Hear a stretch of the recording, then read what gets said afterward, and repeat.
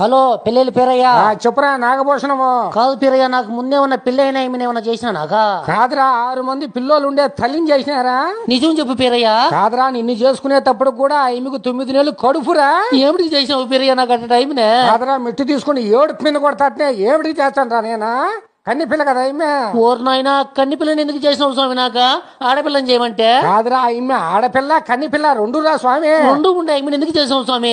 ఆడపిల్లని ఒకదాన్ని చేయకుండా నాక? కాదురా ముద్దోడ, నీకు అర్థం కాదులేదా? ఇప్పుడు ఏమైందిరా? కాదు మామ, పెళ్ళైన సంవత్సరానికి కదా సంవత్సరం వెంట చేసేది నేర్చుకునేది ఈమె.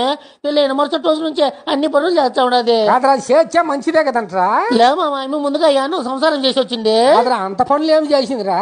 పెళ్ళైన మరుసటి రోజు వాకిట్లోకి పోయి కసుతో వస్తా ఉండదు ఈమె. కాదురా, వాళ్ళ అమ్మోళ్ళ సంసారం ఇట్లా చేయాలని నేర్పించుంటారు లేరా? అట్టయితే వాళ్ళ ఇంట్లో ఆమెకు మొగుడున్నాడేమో కానీ పేరయ్యా. కాదురా, పెళ్లి కాకుండా కూడా ఈ విధంగా చెయ్యాలని చెప్తారు ముందుగానే. మా ఇంట్లో మా ఈయనమైన నా కొడుకు మా అమ్మ ఒక మాట చెప్పలేదు నాక. కాదురా, మగవాళ్ళకి చెప్పరు, ఆడవాళ్ళకే చెప్పేది. మీకు పెళ్ళి ఎందులేమో ముందుగానే. కాదురా, ఏ విధంగా చెప్తున్నావు? ఎవరు చెప్పకముందు ఆమెచ్చుగా ఆమె నీళ్లు పోసుకుంటా ఉండదు, తలకాయ దూకుంటా ఉండదు, పూలు పెట్టుకుంటా ఉండదు, చీరలు కట్టుకుంటా ఉండదు. కాదురా, మీకు తెలిసిలేరా? కాదు మామ, పెళ్లి అయినా కదా సంసారం ఎట్లా చేయాలో తెలుసుకునేదా? ఆమె అప్పుడే అన్ని చేస్తా ఉండదు. ఏం చేస్తున్నారా? ఊరినైనా అన్నం చేస్తా ఉండదు, కూర చేస్తా ఉండదు, కసు తోస్తా ఉండదు, గుట్లు తూగుతా ఉండదు.